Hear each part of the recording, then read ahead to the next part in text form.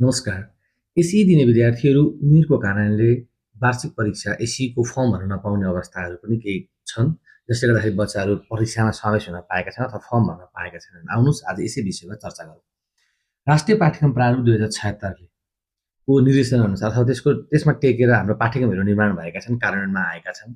हाम्रो पाठ्यक्रम अनुसार 1 वर्षको प्राथमिक बाल विकास शिक्षा, त्यसै गरेर आधारभूत शिक्षा 8 वर्षको, र त्यसै गरेर माध्यमिक शिक्षा 4 वर्षको व्यवस्था गरेको छ। र यसमा उमेरगत समूहहरू र सिकाइ सक्षमता स्तरका आधारमा पाठ्यक्रममा विभाजन गरिएको छ। सिकाइ सक्षमता स्तर त 1 मा के भनिएको छ भने कक्षा 1 देखि 3 सम्मका बालबालिकाहरूको पाठ्यक्रम निर्धारण गरिएको छ, जसमा तपाईको चाहिँ 5 देखि 7 वर्षका बालबालिकाहरू अध्ययन गर्दछन् भने त 2 मा तपाईको 4 देखि 5 कक्षाका पाठ्यक्रम निर्माण गरिएको छ, जसमा 8 देखि 9 वर्षका बालबालिका अध्ययन गर्दछन्। त 3 मा तपाईको चाहिँ 6 देखि 8 कक्षाका पाठ्यक्रम निर्माण गरिएको छ, जसमा 10 देखि 12 वर्ष उमेरका बालबालिकाहरू अध्ययन गर्दछन् भने त 4 मा कक्षा 9 देखि 10 सम्मका 13 देखि 14 वर्ष उमेरका बालबालिका अध्ययन गर्दछन् भने त 5 मा चाहिँ कक्षा 11 देखि 12 का तपाईको 15 देखि 16 वर्ष उमेरका बालबालिकाहरू अध्ययन गर्दछन्।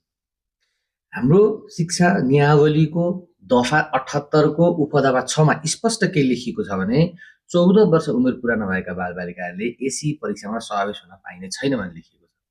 यसै अन्तर्गत यसै वर्ष मात्र पनि केन्द्रबाट सर्कुलेसन्स अनुसार सबैको जन्मदर्ता सच्याएर एसई फर्म भर्ने हामीले त्यो निर्देशन अनुसार हामीले केही बच्चाहरूको उमेर सच्याएर 14 वर्ष चैत्र मसान्तभित्रमा 14 वर्ष पुग्ने उमेर सच्याएर फर्म पनि भराएका छन्। तर शिक्षक, प्रधानाध्यापक, अभिभावकले के ध्यान दिनुपर्छ भने हामीले अन्तिममा एसईमा आएर मात्र फर्म सच्याउने होइन।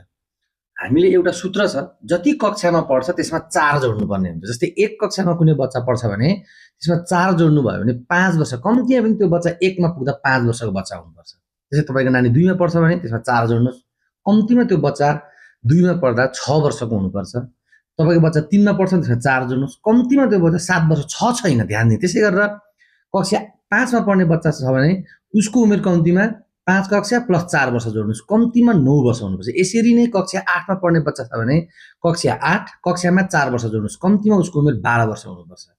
त्यसै गरेर कक्षा 10 मा पढ्ने बच्चा छ भने कम्तीमा पनि कक्षा 10 प्लस 4 जोड्दाखेरि 14 वर्ष कम्तीमा हुन्छ। यसरी उमेर कक्षामा 4 जोडेर न्यूनतम उमेर मात्र हामीले ख्याल गर्यौं भने बच्चाहरूले अन्त्यमा गएर एसई दिने बेलामा फर्म भर्न नपाउने अवस्था सिर्जना हुँदैन। यसैले सम्पूर्ण प्रधानाध्यापकज्यूहरू, शिक्षक साथीहरू, अभिभावकज्यूहरू र विद्यार्थी भाइ बहिनी आफै स्वयंले पनि आफ्नो न्यूनतम उमेर जन्म दर्तामा कस्तो छ त्यो हेरेर बेलैमा त्यसलाई ध्यान दिएर कक्षामा 4 वर्ष जोडेर न्यूनतम